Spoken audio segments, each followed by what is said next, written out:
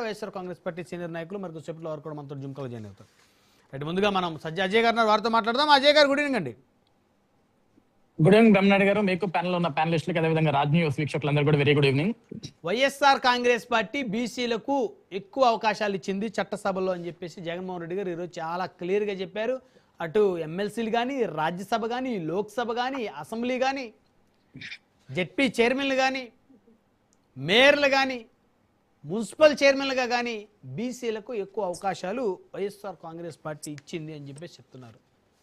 ఏం చెప్తారు మీరు? అన్ని గణం ఇస్తేనే కదా అంతమంది బీసీలకి, అంతమంది బీసీ పెద్దలకి అంత పెద్దపేట వేసినందుకే రాష్ట్రంలో ఉన్న బీసీ కుటుంబీకులు కూడా జగన్మోహన్ రెడ్డి గారి వెంట నడవటం మానేశారు. బ్రహ్మనాయుడు గారు మీకు బాగా గుర్తుండొచ్చు సార్, 2021లో స్థానిక సంస్థ ఎన్నికలు జరిగిన ఆంధ్రప్రదేశ్ రాష్ట్రంలో జగన్మోహన్ రెడ్డి గారు ముఖ్యమంత్రిగా ఉన్నప్పుడు సార్ నార్మల్ గా స్థానిక సంస్థల్లో బీసీలకి 34% రిజర్వేషన్ ఉండాలి. కానీ జగన్మోహన్ రెడ్డి గారు ముఖ్యమంత్రిగా గెలిచిన తర్వాత సబ్జెక్టు కరెక్షన్ 10% కట్ చేశాడు, కోత పెట్టాడు. దానివల్ల దాదాపుగా 17,000 మంది ఏదైతే బీసీ కుటుంబీకులు ఏదైతే స్థానిక సంస్థలో పోటీ చేయాలనుకుంటారో, నిలవాలనుకుంటారో, వాళ్ళ గ్రామాల్లో వాళ్ళని ప్రూవ్ చేయాలనుకుంటారో వాళ్ళందరి ఆశలు అడియాస్ చేశారు జగన్మోహన్ రెడ్డి గారు. ఈరోజు బీసీలకి నేను పెద్దపీట వేశాను అంటున్నారు. ఈ రోజు సార్ కూటమి ప్రభుత్వంలో దాదాపుగా 8 మంది మంత్రులు సార్ బీసీ కులానికి సంబంధించిన వాళ్ళే కదా. ఈరోజు అచ్చెన్నాయుడు గారు కావచ్చు, కొల్లు రవీంద్ర గారు కావచ్చు, సవితమ్మ కావచ్చు, కొండపల్లి శ్రీనివాస్ గారు కావచ్చు, ఈరోజు అనగాని సత్యప్రసాద్ గారు కావచ్చు, సత్యకుమార్ యాదవ్ గారు కావచ్చు, ఇలా 8 మంది దాదాపుగా బీసీ కులానికి సంబంధించిన వాళ్ళే కదా సార్. ఈ రోజు మేము గర్వంగా చెప్పుకుంటాం సార్, దేశమంతా మాట్లాడుకునే విధంగా ఈ రోజు ఒక బీసీ బిడ్డని, బీసీ కుటుంబీకుడిని కేంద్ర మంత్రి స్థానంలో కూర్చోబెట్టింది కూటమి ప్రభుత్వం. కింజరపు రామ్మోహన్ నాయుడు గారు ఈరోజు దేశం అంతా మెచ్చుకుంటుంది ఆయన చేసే పరిపాలన గురించి, దేశం అంతా మాట్లాడుకుంటుంది ఆయన చేసే పరిపాలన గురించి. ఈరోజు మేము బీసీలకి పెద్దపీట వేసినట్లు కాదా? ఈరోజు మేము ఎంపీలకు కూడా బీసీలకు కేటాయించి 4 ఉంటారు దాదాపుగా. ఈరోజు జగన్మోహన్ రెడ్డి గారు ఈ రోజు మీడియా ముందుకు వచ్చి నేను స్థానిక సంస్థల్లోనో, నామినేటెడ్లోనో, ఎమ్మెల్సీలలోనో, ఎమ్మెల్యేలలోనో మేము కూడా దాదాపుగా ఎమ్మెల్యేలలో దాదాపుగా 40 మందికి పైగా బీసీలకే మేము స్థానాలు కేటాయించాం బ్రహ్మనాయుడు గారు. ఇవన్నీ జగన్మోహన్ రెడ్డి గారు మేము కూడా లెక్కలు చెప్తాం జగన్మోహన్ రెడ్డి గారు మీకు లాగే. కానీ మీరు నిజంగా బీసీలకు మేము న్యాయం చేశామన్నారు కదా సార్. మేము జగన్మోహన్ రెడ్డి గారిని గతంలో ఆయన ముఖ్యమంత్రిగా ఉన్నప్పుడు అదే ప్రశ్నించాం. ఈ రోజు ప్రతిపక్ష స్థానంలో లేనప్పటికీ కూడా అతన్ని ప్రతిపక్ష నాయకుడిగానే భావించి ఈ రోజు కూడా మేము ప్రశ్నిస్తున్నాం.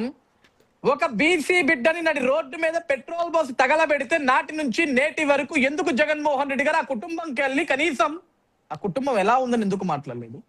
ఆ అమర్నాథ్ గౌడ్ గురించి ఎందుకు కనీసం ఒక ప్రస్తావన చేయలేదని మేము అడుగుతున్నాం. ఆ రోజు బీసీలు మీకు గుర్తుకు రాలేదా? ఈ రోజు మీకు స్థానిక సంస్థలు గుర్తొచ్చాయి కాబట్టి స్థానిక సంస్థలు రాగానే మేము బీసీలకి పెద్దపీట వేసామంటే ఏం పెద్దపీట వేశారు సార్? నిజంగా మీరు పెద్దపీట వేసుంటే ఆ బీసీ నాయకులందరూ మీ వెంట నడవాలా. ఈ రోజు ఒక మాట చెప్పారు బ్రహ్మనాయుడు గారు, జగన్మోహన్ రెడ్డి గారు నిన్న ఈ రోజు కూడా ఒక మాట చెప్పారు, నాకు చాలా ఆశ్చర్యం వేసింది.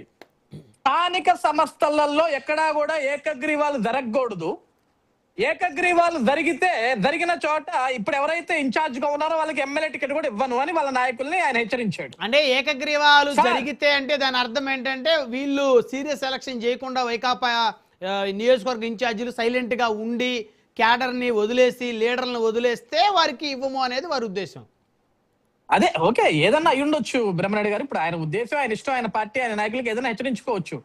కానీ 2021లో సార్ స్థానిక సంస్థ ఎన్నికలు ఆయన ముఖ్యమంత్రిగా ఉన్నప్పుడు ఆయన ఏం చెప్పాడు తెలుసా సార్? వీలైనంత వరకు ఏకగ్రీవాలు చేయండి, ఎలక్షన్ ఎక్కడా జరగకూడదు, ఏకగ్రీవాలు చేయండి. 2000 లోపు జనాభా ఉన్న దగ్గర మీరు ఏకగ్రీవాలు చేస్తే 5 లక్షల రూపాయలు పారితోషికం ఇస్తాం. 2000 నుంచి 5000 లోపు జనాభా ఉంటే 10 లక్షలు ఇస్తాం. 5000 నుంచి 10,000 ఉంటే 15 లక్షలు ఇస్తాం. 10,000 పైగా ఉంటే 20 లక్షల రూపాయలు అది కూడా ప్రభుత్వం నుంచి ఇస్తా, మీరు ఏకగ్రీవాలు చేయండి. ఈ మాట చెప్పింది ఎవరు సార్ ఆ రోజు? ఒక ముఖ్యమంత్రిగా ఉంది జగన్మోహన్ రెడ్డి గారు కదా చెప్పింది అవన్నీ. ఒక బీసీ నాయకుడిని, యాదవ్ సామాజిక వర్గానికి చెందినటువంటి కారుమూరి నాగేశ్వరరావు గారిని అరెస్ట్ చేశారని చెప్పేసి మాట్లాడారు. ఆ అంశం ఎలా చూస్తారు? దేనికి అరెస్ట్ చేశాం సార్? దేనికి అరెస్ట్ చేశారు? లిక్కర్ నాగేశ్వరరావు గారు అదే ఇప్పుడు ఆయన అరెస్ట్ అయింది లిక్కర్ రవాణా కేసులో, ఆ డబ్బులు ట్రాన్సాక్షన్ రవాణా కేసులో ఆయన అరెస్ట్ అయ్యాడు. ఈ రోజు జగన్మోహన్ రెడ్డి గారు వచ్చి మీరు ఒక యాదవ సామాజిక వర్గానికి సంబంధించిన వ్యక్తిని మీరు అరెస్ట్ చేస్తారా అంటే సార్ సామాజిక వర్గం మ్యాటర్ కాదు జగన్మోహన్ రెడ్డి గారు. ఇక్కడ ఆయన ఈరోజు యాదవ కులమైన, కమ్మ కులమైన, లేకుంటే రెడ్డి కులమైన, కాపు కులమైన, మినారిటీ కులమైన, ఎస్సీ కులమైన, ఎస్టీ కులమైన తప్పు చేస్తే అరెస్ట్ చేస్తారు సార్. దానికి కులానికి ఏంటి సంబంధం జగన్మోహన్ రెడ్డి గారు? మరి ఆ రోజు మీరు కింజర పచ్చెన్నాయుడు గారిని అరెస్ట్ చేసినప్పుడు బీసీ కదా, కుల రవీంద్ర గారిని అరెస్ట్ చేసినప్పుడు బీసీ కదా. మరి ఈ రోజు ఏమైపోయింది సార్ ఆ మాట? ఆ రోజు మేము కూడా అన్నాం కదా, మీరు ఎందుకు సార్ బీసీల మీద కక్ష సాధింపని? ఇంకా ప్రూవ్ అయినాయి. ఆ రోజు వాళ్ళు ప్రూవ్ కాకపోయినప్పటికీ కూడా మీరు కావాల్సిన అర్ధరాత్రి గేట్లు దూకి, గోడలు దూకి, తలుపుల బద్దలు కూడా అరెస్ట్ చేయించారే. ఆ రోజు ఈ పెయిన్ ఏమైపోయింది మీకు? ఈ రోజు మేమేమి గేట్లు దూకలా, అర్ధరాత్రులు వెళ్ళాలా, తలుపులు బద్దలు కొట్టాలా, 100 మంది పోలీసులు వెళ్ళాలా, నోటీసులు ఇచ్చాం. ఏమండి మీరు పలానా కేసులో ఉన్నారు, ఈ విధంగా ఉన్నారని అరెస్ట్ చేశారు. అది తప్పైతే నిరూపించండి. కోర్టులు ఉన్నాయి, ఉన్నత న్యాయస్థానాలు ఉన్నాయి కదా. దానికి యాదవ కులం అని ఒక కులాన్ని తీసుకురావడం, కులాన్ని ప్రస్తావించడం ఎందుకు? మొన్న సిదిరప్పలరాజు గారి కుటుంబం దగ్గరికి వెళ్ళి కూడా కులాన్నే ప్రస్తావిస్తాడు. ఇప్పుడు నేను ఎవరైనా కుటుంబం దగ్గరికి వెళ్తే కులాన్ని తీసుకురావాల్సిన అవసరం బ్రహ్మణ్య గారు నాకు అర్థం కావట్లేదు. మీరు మనిషి గురించి మాట్లాడండి, కులం గురించి మాట్లాడండి. కులం అనేది అంటే ఆ మనిషి ఇప్పుడు తప్పు చేయని వ్యక్తిని తప్పు చేయకపోయినా తప్పు చేసినట్టు వారి మీద కక్ష కట్టారు మాట్లాడొచ్చు. కానీ పలానా కులం అంటే ఈ కులం వాళ్ళనే అరెస్ట్ చేయాలి తప్పు చేస్తే అనే రూల్ మరి భవిష్యత్తులో ఏమైనా తీసుకురాబోతున్నారేమో అర్థం అవట్లా. ఇప్పుడు ఎక్కడో దాకా ఎందుకు సార్? నేను అసలు యాక్చువల్ గా జోగి రమేష్ గారి అంశం మనం మాట్లాడకూడదు. వాస్తవానికి ఆయన పర్సనల్ అంశం. అవును, ఆ కుటుంబంలో వంద జరిగి ఉండొచ్చు, అది మనకు అనవసరమైన మ్యాటర్. కానీ నిన్న కూడా జోగి రమేష్ గారు మాట్లాడితే ఏం మాట్లాడుతున్నారు? ఆయన కులాన్ని పెట్టుకొని నేను పలానా కులం కాబట్టి నా కులాన్ని తక్కువ చేయాలని చూసి నా కుటుంబం మీద ఈ రోజు మీరు అందరూ పడుతున్నారు అంటున్నారు. సార్ అది మీ కుటుంబ వ్యవహారం జోగి రమేష్ గారు. మీ కుటుంబంలో మీకు ఏమేమి ఉన్నాయో అది మీరు తేల్చుకోవాలా. మీడియాకి ఎక్కింది మీరు, మీడియాలో మాట్లాడుకుంటుంది మీరు, అది మీరు తేల్చుకోవాలా. దానికి కులం ఎందుకు వచ్చింది? తెలియజేసింది మీరు ఘనంగా ముఖ్యమంత్రి గారిని పిలిపించుకున్నారు, జగన్మోహన్ రెడ్డి గారిని పిలిపించుకుని అక్షింతలు వేయించుకుంది మీరు, ఆశీర్వాదం దింపించుకుంది మీరు కదా. దానికి కులానికి దీనికి ఈ రోజు మీరు మీడియా ఎక్కడానికి మీ కుటుంబ సమస్యకి కులానికి ఏంటి సంబంధం? నేనేమన్నానంటే బ్రహ్మణ్య గారు, ఏ విషయం అయినా సరే జగన్మోహన్ రెడ్డి గారు ఈ రోజు కాదు సార్, ఆయన రాజకీయాల ప్రస్తావన మొదలుపెట్టిన దగ్గర నుంచి కూడా, ఈవెన్ 2014 ఆయన ప్రతిపక్ష నాయకుడు ఉన్నప్పటికీ, లేకుంటే 2019 ఆయన ముఖ్యమంత్రి అయిన తర్వాత కూడా ఏ రోజు కూడా రాష్ట్రంలో అభివృద్ధి గురించి మాట్లాడలేదు. ఆయన కుల ప్రస్తావన తీసుకొస్తాడు. అలానా కులం వ్యక్తి వస్తే ఆ కులం వ్యక్తిని తీసుకొచ్చి మీడియా ముందు కూర్చోబెట్టి మాట్లాడుతున్న ఒక దౌర్భాగ్యమైన సిచ్యువేషన్ క్రియేట్ చేస్తారు జగన్మోహన్ రెడ్డి గారు. నేను ఇప్పటికి కూడా జగన్మోహన్ రెడ్డి గారు కూడా చెప్తున్నాను, సార్ మీరు అన్నారు ఆ రోజు అసెంబ్లీలో, నేను 10th లో ఫస్ట్ క్లాస్ స్టూడెంట్ ని, ఇంటర్లో ఫస్ట్ క్లాస్ స్టూడెంట్ ని, డిగ్రీలో ఫస్ట్ ర్యాంక్ స్టూడెంట్ ని వెళ్ళి తెలుసుకోండి అయ్యా అన్నారు. ఇన్ని ఫస్ట్ ర్యాంకులు సాధించిన మీరు, అంత అద్భుతంగా చదువుకున్న మీరు, అన్ని డిగ్రీ పట్టాలు సంపాదించిన మీరు సార్ కుల ప్రస్తావన తేకండి, అది చాలా తప్పు. మనం మానవ సమాజంలో బ్రతుకుతున్నాం. జగన్మోహన్ రెడ్డి గారు మానవత్వంగా మాట్లాడుకుందాం, మనుషుల్లాగా మాట్లాడుకుందాం. కులాలు ఎందుకు సార్ మనకి? మీరు జగన్మోహన్ రెడ్డి, నేను అజయ్ చౌదరి, కానీ మనకి ముందు ఒక పేరు తగలబడింది కదా, మీరు జగన్ నేను అజయ్ అని. జగన్ అజయ్ మాట్లాడుకుందాం, మనకి ఎందుకు సార్ కులాలు? ఈ రెడ్డి చౌదరి పెట్టుకుంటే మాట్లాడుకోవాలా? నాకు సమస్య వస్తే నేను చౌదరి కులం కాబట్టి, నేను కమ్మ కులం కాబట్టి నన్ను తక్కువ చేస్తానని నేను చెప్పాలా వచ్చి? లేకుంటే మిమ్మల్ని తిడితే రెడ్డి కులం ఇప్పుడు కాదు బ్రహ్మనాయుడు గారు. జగన్మోహన్ రెడ్డి గారిని అనేక సార్లు మేము ప్రతిపక్షంలో ఉన్నప్పుడు కానీ, లేకుంటే ఈ రోజు కూడా కొన్ని విమర్శలు చేస్తుంటాం రాజకీయంగా. మరి జగన్మోహన్ రెడ్డి గారు ఏ రోజు వచ్చి నేను పలానా రెడ్డి కులాన్ని కాబట్టి నన్ను వీళ్ళు అవమానిస్తున్నారు, నన్ను హేళన చేస్తున్నారు, నన్ను తక్కువగా చూస్తున్నారు ఎందుకు సార్ ఈ రోజు వరకు జగన్మోహన్ రెడ్డి గారు ఎక్కడ చెప్పలా? ఏంటి దాని అర్థం ఏంటి?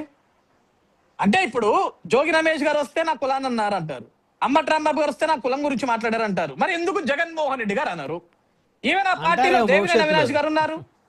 కాదు సార్, ఈవెన్ ఆ పార్టీలో దేవినేని అవినాష్ గారు ఉన్నారు, కొడాలి నాని గారు ఉన్నారు, వల్లంనేని వంశీ గారు ఉన్నారు. వీళ్ళందరూ కమ్మ కులానికి సంబంధించిన వాళ్ళే కదా. వాళ్ళు కూడా ఏ రోజు కూడా మీడియా సమావేశం పెట్టి చంద్రబాబు నాయుడు గారు మేము పలానా కమ్మ కులం కాబట్టి తెలుగుదేశం పార్టీలో ఉన్న వ్యక్తులతోటి మమ్మల్ని తిట్టిపిస్తున్నాడని ఎందుకు మాట్లాడట్లేదు? ఏ రెడ్డి కులానికి కమ్మ కులానికి రాని ఈ కులం ఆపోదమంతా కూడా బీసీలకి, ఎస్టీలకి, మినారిటీలకి, కాపులకే వస్తుందా? మిగతా కులాలు కాదా అండి? అంటే ఓటు బ్యాంకు రాజకీయం చేస్తున్నారని అనుకోవాల్సిన అవసరం ఉంది. అదే నేను అన్నాను సార్. ఓటు బ్యాంక్ అంటే ఏంటి బ్రహ్మనాయుడు గారు?